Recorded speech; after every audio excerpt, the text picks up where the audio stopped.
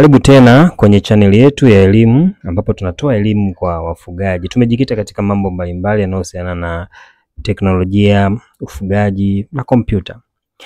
Leo tunazungumzia jambo la muhimu sana. Tofauti kati ya antibiotics na chanjo kwa kuku.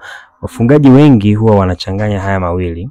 Hebu tuelewe vizuri ili kusaidia afya ya mifugo yetu hasa kuku na kuepuka hasara. Okay, so tunapozungumzia chanjo tunamaanisha nini?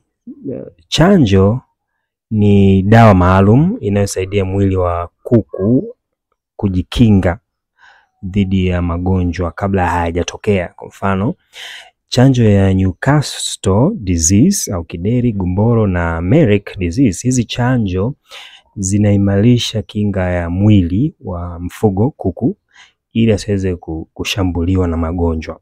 Kwa hiyo chanjo haitibu, tuelewane hapo, ila chanjo inazuia ugonjwa. Okay?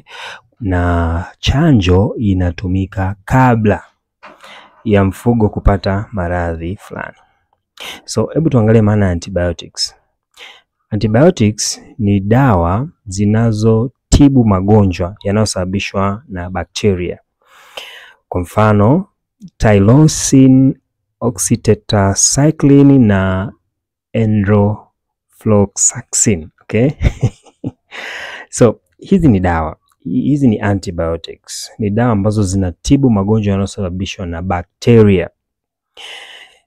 So hizi zinaweza kutumika baada ya kuku kuugua. Zinatumika mara nyingi baada ya kuku kuugua. Unapoona kuku ameugua, then unampatia dawa hizi kwa ajili ya kumtibu. Kwa hiyo dawa hizi au antibiotics hazizuii magonjwa, okay, kama chanjo. Tunaelewana? Okay, hebu tofautisha hapa kati ya chanjo na antibiotics. Tuangalie tofauti zake. Okay, cha kwanza, chanjo hii huzuia ugonjwa kabla hujatokea. Okay? Chanjo huzuia ugonjwa kabla haujatokea. Lakini antibiotics hutibu ugonjwa uliotokea tayari. Tuko sawa eh? Okay, kingine kuhusu chanjo. Chanjo hufanya kazi kwa kuimarisha kinga. Huimarisha kinga ya mfugo ili aweze kuepuka magonjwa. Lakini kwa upande wa antibiotics huua bakteria moja kwa moja. Tunaelewana? So hiyo ni tofauti nyingine. Lakini pia chanjo hupatikana kwa mpangilio maalum. Hii inatolewa kwa mpangilio maalum, lakini antibiotics hupatikana kirahisi. Kwa hiyo chanjo manake ina kipindi fulani cha kutolewa, ina majira. Mfano, chanjo ya ugonjwa wa kideri au Newcastle disease au mdondo, hii unatolewa kila baada ya miezi mitatu. Kwa hiyo chanjo inatolewa baada ya muda fulani, lakini antibiotics huweza kutolewa muda wote kuku anapougua. So ni wapi utumie chanjo? Wapi utumie chanjo na wapi utumie antibiotics? Tuanze na chanjo. Utumie chanjo katika mazingira haya. Wape kuku wako chanjo mapema kwa ajili ya kujikinga na maradhi ambayo hayatibiki. Chanjo mara nyingi inatibu magonjwa yanayosababishwa na wadudu aina ya virus ambayo hayatibiki. Kwa hiyo lazima uwape chanjo mapema. Lakini kitu kingine, chanjo hutumika wakati kuku wako bado hawajaumwa. Mfano, usiwape chanjo kuku wako wanapokuwa wanaumwa, haitasaidia, ile inaweza kuleta shida kubwa zaidi.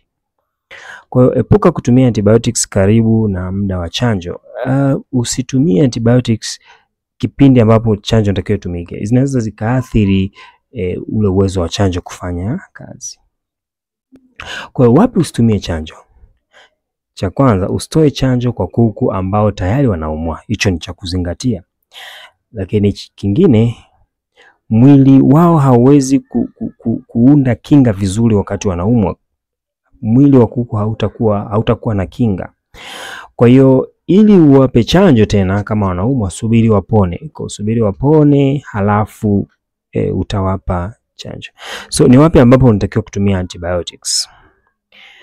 Kuku wako wakiugua kwa dalili zinazotokana na wadudu aina ya bakteria kama vile mafua, kuhara au uvimbe, unaweza kutumia antibiotics. Lakini kumbuka usitumie ovyo ovyo, tumia baada ya ushauri wa wataalamu. Okay, tumia baada ya ushauri wa wataalamu. So neno OTC linatumika mara kwa mara. OTC ni kifupi cha over the counter. Hii ni dawa ambayo inaweza kununuliwa bila cheti cha daktari. Hizi ni dawa ambazo ni aina ya antibiotics ambazo zinaweza kutolewa. Mfano ni hizi antibiotics kama oxytetracycline ambazo zinaweza kutolewa kwa ajili ya kutibu maradhi mbalimbali yanayosababishwa na wadudu aina ya bakteria kama vile maradhi yanayosababisha kuhara na kadhalika. So thank you very much. So ushauri wa mwisho kabisa ni kwamba kwanza, tumia chanjo wakati sahihi ili kuzuia magonjwa, lakini pia tumia antibiotics kwa usahihi kabisa baada ya ugonjwa kutokea. Na wanasema ushauri mwingine muhimu ni kwamba usichanganye dawa bila ushauri. Okay? Kwa hiyo fuata ratiba ya chanjo. Nashukuru sana. Kwa elimu zaidi kuhusiana na hiki ambacho tumejifunza, basi unaweza ukatoa maoni ukatutafuta kwa simu namba 0620 339 260 kwa ajili ya ushauri zaidi. Asanteni sana.